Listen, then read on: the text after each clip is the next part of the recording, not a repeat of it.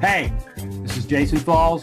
Hey, this is Mari Smith. Hey everybody, this is CC Chapman. Hey, this is Jason Keith. Michael Stelzner here. Hi there, I'm Rand Fishkin. Hey, this is John Jantz. Hey, it's Jay Bear. Hey, this is Brian Solis. Hi, this is David Wells, and you're watching Inbound Now with... Hi, this is Seth Godin, and you're watching Inbound Now with David Wells.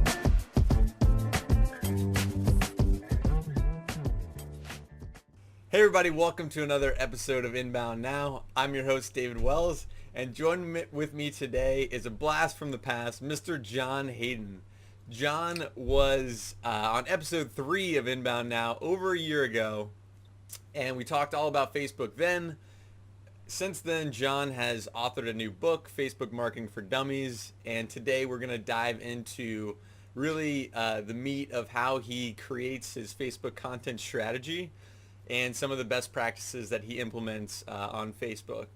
So welcome to the show, John. Glad to be here.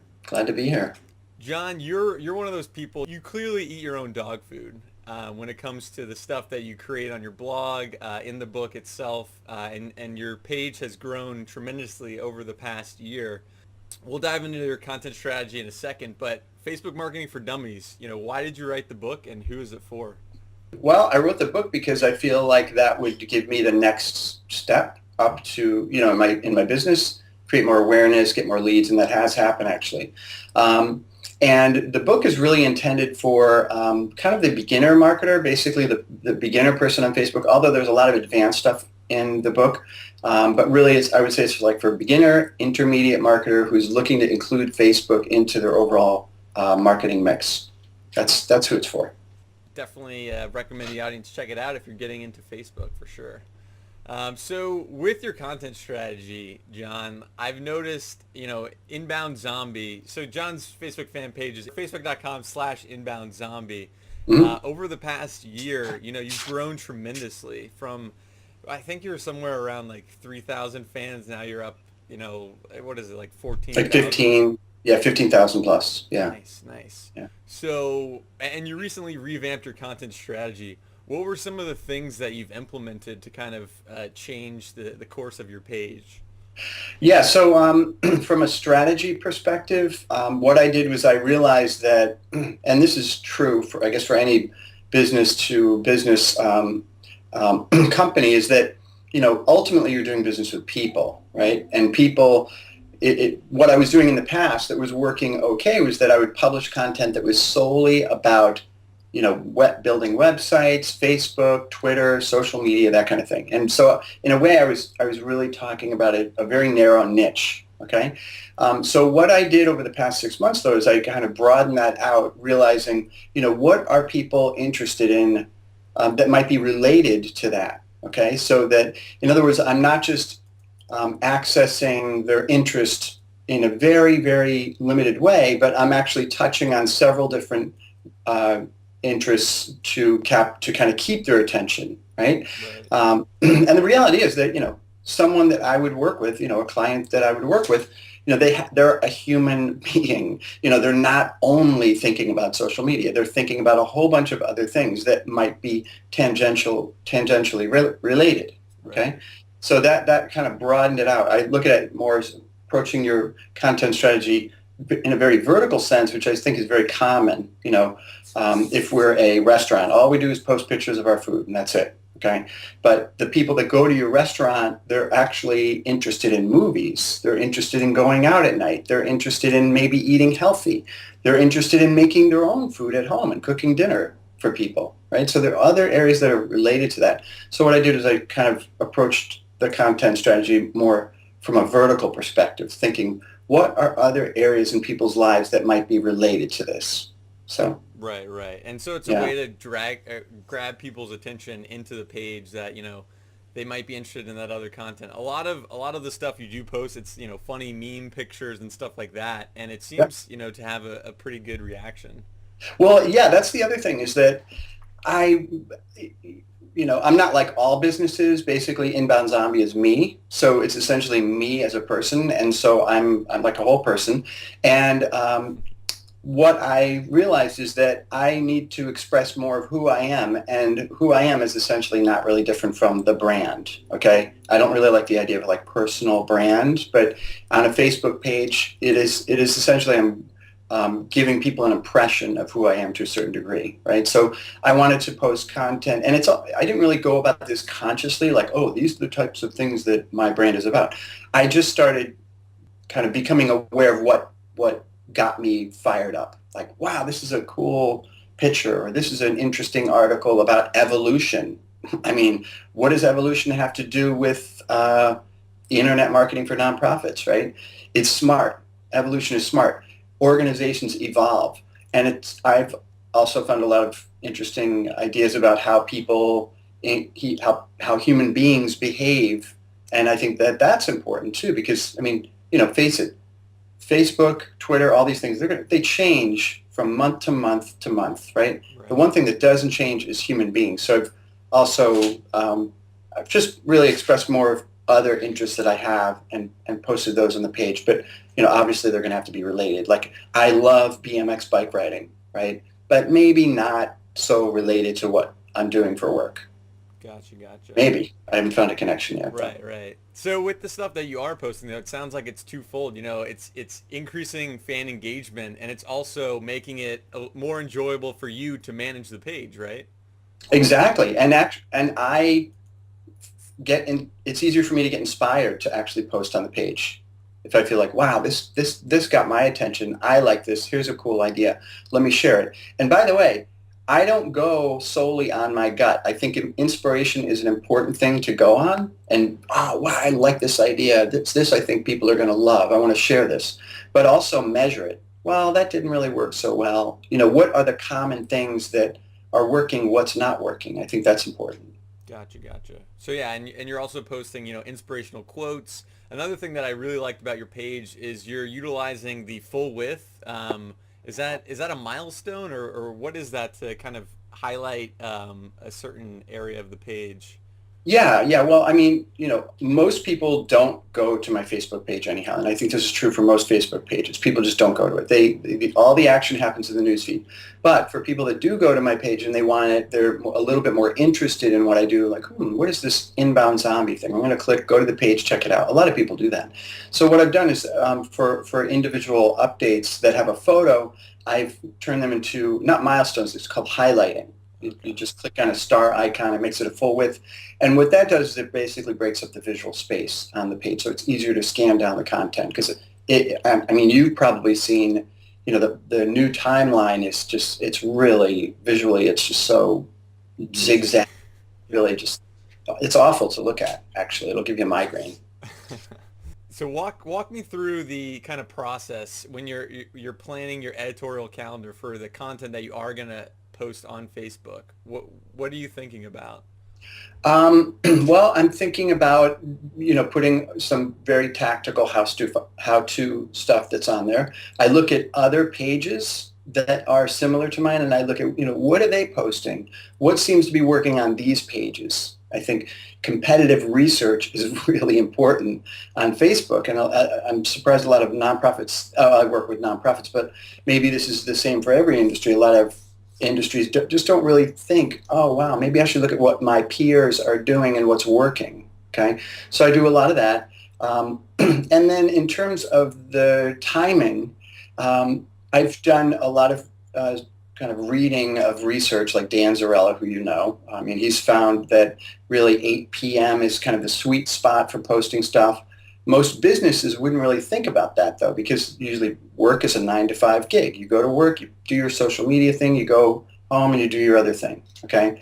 But now, with Facebook pages, you can schedule posts, so that's important. So I've been kind of spreading my updates throughout the day, like every 3 hours, and I update the page generally between 4 and 5 times a day. So it really requires me to always be, thinking of stuff to put on the page, obviously. Gotcha. So you can schedule directly through Facebook now. Yep. Oh, okay. It's a little clunky. I use another tool called Post Planner that is a lot more effective because you can do kind of batches of updates at a time, and you can post to multiple pages very easily. It's a little bit cleaner, but but yeah, you can schedule updates directly on Facebook. Have you seen a difference between scheduling directly from Facebook because you're using Facebook and the third-party app? Because I remember there used to be a thing with EdgeRank where if you're using a third-party app, it wouldn't get as much traction. Is Yeah. that still... That I don't think Facebook is no longer giving a third-party app kind of they're not directly giving an app kind of a demerit in the edge rank, but third-party apps, the way that they function is that the technology itself actually diminishes or kind of puts a little ding in the edge rank in a number of ways. So for example, if you're using Hootsuite and you post a short URL, something that you're reposting from Twitter to Facebook, the issue isn't necessarily the third-party app, but it's the way that it's used. So it's the short URL, it's the RT, retweet. Like, what does retweet mean on Facebook? So those are the things that really inhibit EdgeRank. Also, the icon, that might turn some people off. Like if I see a Hootsuite icon in my newsfeed, it tells me that the person's really not there. It tells me that person's on Twitter. That's cool. They're on Twitter. If I happen to meet up with them on Twitter, I'll go there. But I'm not really that motivated to really reply to this comment because it came from Twitter onto Facebook. Right. And it just kind of shows like they're kind of being lazy, right? They're just cross-posting Yeah. everywhere. Yeah, cross-posting in general is not, I don't recommend it. I don't think it's a good idea, And, Yeah. Okay, cool. So you recently did an email push, and from the results, you got 2,000 new fans. So what's the story there? Okay, so I've read a couple articles recently that say that, Facebook tabs aren't really working and this and that. And actually, God, who was it? It was Wildfire. They found that now, more recently in the past month, their specific page, so it's not necessarily a study of a whole bunch of different pages, but their specific page is getting a lot more action on these other custom tabs. When pages converted over to timeline, a lot of people said, well, these custom tabs are no longer valuable.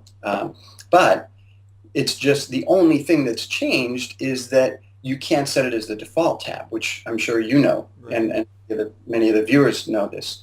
But there's so many great things about these tabs. I mean, you can make 810 pixels of width. You have a huge amount of real estate to work with. So what I did was I did three things. I had a pretty big carrot. I had an ebook that I published, and I had it behind a like gate, like a fan gate. Yep. Okay, so someone has to go to the page. Oh, you want this book?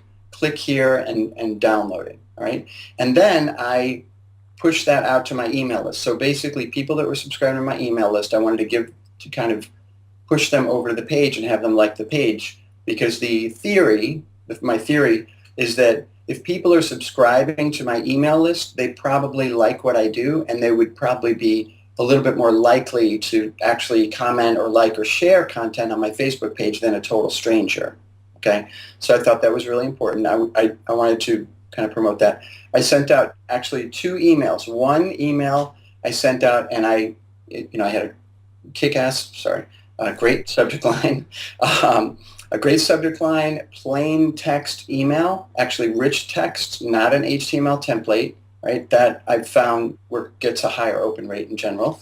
So I sent out that first email, and then 3 days later, I sent out a second email to the people that opened the first one, right? So it was like this 1-2 punch, go to the page, and then further, once they downloaded the ebook, it had a message to them that says, hey, don't be so selfish. Share this with your friends. Have them like the page too. So it kind of created this echo within each person's friend network.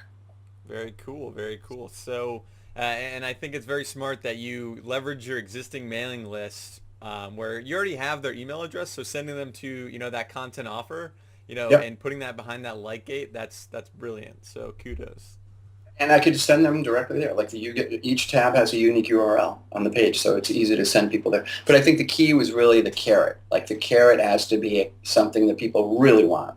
Okay, then the carrot does the work. I think if you don't have a good carrot, or if it's like a skinny little like baby carrot, nobody's gonna like it.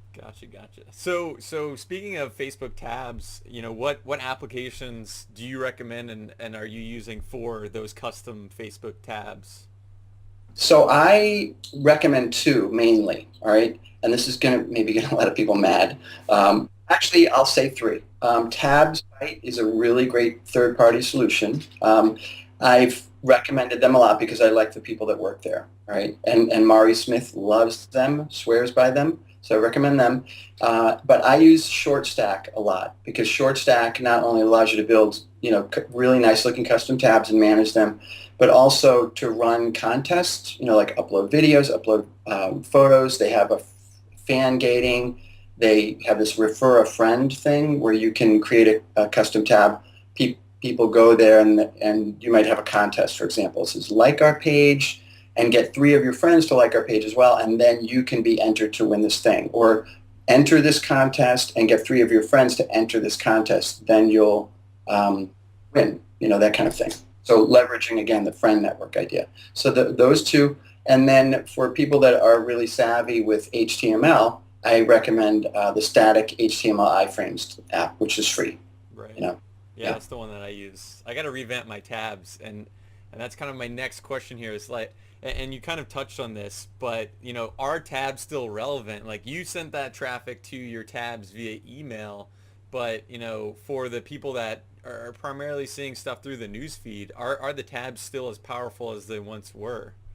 No, well, yeah, that's a really good question. So it depends upon what you're putting in the news feed, right, and what the motivation is. So you can post an update in the newsfeed and then obviously include like a link to the tab. So that's pretty straightforward. But really it matters, what content are you sharing in the newsfeed? Is that going to get people's interest? Are they going to click on that link? That's really the key, right?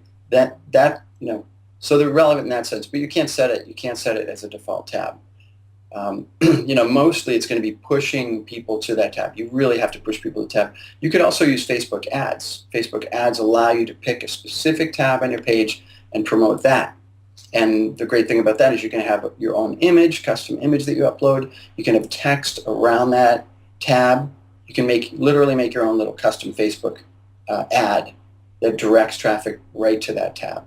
Gotcha. So for the Facebook, if someone does go to your actual page, for the cover photo, do you recommend just using, just a plain photo, or actually kind of customizing that and having something in there that tells about your business or nonprofit? It really does depend upon the brand, right? So my brand, okay, I'm not like a big salesy type of person like, hey, buy my 5-minute video on how to get 5,000 fans on Facebook in 30 days. That's not me. That's not me at all. So I'm a little bit more subtle about it, but I think that photos do, I like to have photos on my page. It really depends upon what you're trying to say. So WBUR, they past couple months they had a promotion where they not a promotion, but basically a campaign where they wanted to get testimonials from their listeners. So they created a cover photo, and on it said, "We want to hear from you," and then it had an arrow point down, click this tab, and then tell us what you think about WBUR. Win a free iPad was the whole deal. But they were trying to encourage engagement. They were trying to encourage, like, we want to hear what you have to say, right? Now, cover photos have guidelines to them. You can't put promotional text on them, right, or even like a call to action. But I think the intent of that is that so that we don't have Facebook pages that are just almost like a red light district in Las Vegas, Right. So, Facebook does have, I think, a high bar for how they want businesses to present themselves. But WBR kind of crossed the line a little bit, but I think they did have a call to action technically, but the intent was to engage the community. So I think that was fine with Facebook, obviously, because they ran that campaign. Right. And their call to action, it was kind of like half of the call to action. It was, basically pointing that arrow down to that custom tab, right? Yeah. That's why I think it's okay, and that's actually I would think that would be a best practice, right, to kind of promote your content offer. Yeah, but again, you can't even refer to any features on Facebook with the custom tab. Like you can't have an arrow that says like our page or anything like that. They're pretty strict guidelines about it. But Have you seen anybody get shut down? I haven't. Facebook is busy, right? Christ. So Yeah, they're running around, man. They got priorities. that's got to be a tough job being the Facebook, cover photo police. Yeah. Cool. So since our last chat, back in January of 2011, I asked you, what was the future of Facebook? What do you see on the horizon? And you mentioned that, more and more companies would be creating fan pages, which, definitely became true. You also mentioned Facebook Places would kind of grow, Yep. and that Facebook e-commerce would also kind of grow. Did they, or, are they kind of in the same place as they were? Well, I don't have, to be honest with you, I don't have any data about if Facebook Places have grown, but just in my kind of world of Facebook, I haven't really seen local businesses particularly, using Facebook in the way that I would hope that they would use it. For example, offers and leveraging the idea of checking in. That's what's unique about a Facebook Place, is a person can actually check in and share that with their friends. And you and I both live in the Boston area. Like, I want to see people like the Museum of Science do something with Facebook check-ins. They could do wonders with that, but it's not happening. And so I guess last year, really what I was telling you was that my best hope was that business using it now. Are they? Maybe. I'm not really noticing it though. Right. I feel like Places is kind of stuck where a lot of people aren't using it. They're still using like Foursquare or something. I think Facebook's going to have to acquire, like they spent $1 billion on Instagram. I feel like they're going to buy some sort of location service to kind of replace Places. But, Yeah. And the other thing is that there was this whole communication thing around Places. At first they came out, this is Facebook Places. We're going to compete directly with Foursquare. This is going to be awesome. And then they backed up. Then they changed their messaging on that. They said, well, Facebook Places, we have other plans. We're not really going to be pushing that so much. But now, clearly, if you create a Facebook page, you can either create a local business or place or a business. So they still have a lot of the features of it, but they're not really pushing it anymore. And I think that's, I don't know. I mean, they're smart people, right? They're smart people. I'm sure they have great intentions they totally know what they're doing. My hope was that, I would love to see local businesses, especially in major metropolitan areas like Boston, man. I have not seen a lot of businesses really use, every time I go on and check in a place, I look at there's nothing, like hardly any check-ins, really not much going on. It's not good. Right. Cool. So for business owners out there watching and nonprofits watching, what would be something that they could do starting out to basically revamp their content strategy? What would be the biggest bang for their buck? The biggest bang okay, so here's one really important thing. Facebook, just kind of announced this feature a few months ago called promoted posts. So you can promote posts, right? So what I would recommend is, if you have a Facebook page and you want to revamp your content strategy, you have to start with your audience. Start with your best people, the people that are absolutely, completely crazy about your business. Start with them. Find out what they really want. Find out what else is related to your company or your product or your service that you can also talk about as well. And this has been said 1,000 times, but try and publish useful content. If your content isn't useful, it's not going to get you it's not going to get you any return, really. So you have to start with that. That's the first thing.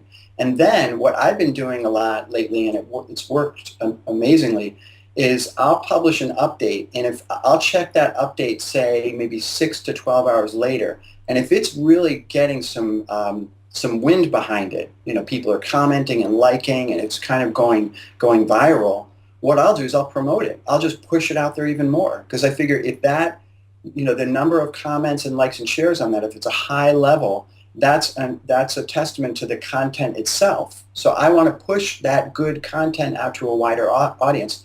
I use promoted posts and push that out there. And the return, the money that I spend on promoted posts, it is much more, I get much more out of my money when I promote posts that are really doing well. Right. Initially. What's the typical cost for a promoted post? It depends on the page, but it'll be anywhere from $10 up to $50, maybe $100, depending upon how many total fans you have, right? But a promoted post really just it's almost like, if you give us this money, we will guarantee that you will reach this many people. It's all about reach. It's not necessarily about clicks. It's not a pay-per-click. It's just pure reach. But the idea, that's why the content is critical. If you display something in front of somebody, you're going to pay for that. You want them to do something with it, right? And then when you do a promoted post, you get kind of a report almost. How many people liked the page? How many people shared the page? How many people commented, liked, da-da-da? As a result, how many people that saw this post as a result of your promotion, what are all the things that resulted in that? And it will show you that. And, it's amazing what you can get, but it really has to start with the content itself. That has to be good. You just can't be lazy. You just can't be lazy and be like, oh, wow, we don't have to worry about our content anymore. We'll just spend thousands of dollars on promoted posts. No, that's going to be a waste of money. Right. Pure waste. And you also don't want to just auto-feed your blog to Facebook and call it a day. Yeah. David, that's the other thing is that Facebook primarily is a friend network. And what I encourage businesses and nonprofit marketers to do, I tell them, look, you have to be on Facebook. You have to be using it personally so that you understand what the native language is, right? And then you'll know how to post an update that will be engaging, right? Because the more that a brand can come across as a friend, the better, right? And how are they going to know what that culture is about? How do they know what that native language is that other than becoming a friend on Facebook, right? Right. The brands that do really well, the ones that come across like, hey, I'm your friend, just like your real friends, I'm your friend too. That does so much better. Very cool, very cool. So John, where can people find you online? Facebook. No, just go to facebook.com/inbound zombie. And there's also another page I have for nonprofits. It's the nonprofit Facebook guy. It's facebook.com NPOFBG. So. Okay, cool. Yeah, I definitely recommend checking out those pages. I like both of them, and you keep it updated, and you kind of keep me, give me what's happening on Facebook. You show a ton of graphs of what's working for you and the Facebook insights. I found it extremely useful, and new features too, because Facebook's changing every single day. You're basically my Facebook news, where it's like, oh, that's new. Wow, you can do that now. Yeah, and what I do is I share a lot of, like you said, insights. I'll take a screen capture of insights either on my page or on a client's page. Obviously, I'm not showing their name, right. But I'm sharing that screenshot and I'm saying, this is what I did to create this result, and it's a very simple image. And then I'm just trying to, again, it's about providing value, hey, I think you guys might be interested in this. This is working for me. I want to share it with you, and that's it. Awesome. Well, yeah, thanks for coming on for round 2. In another year, we'll get you on for the third go around on Inbound Now. Yeah. That sounds great. Okay, thank you so much. Thanks. Yeah, you bet.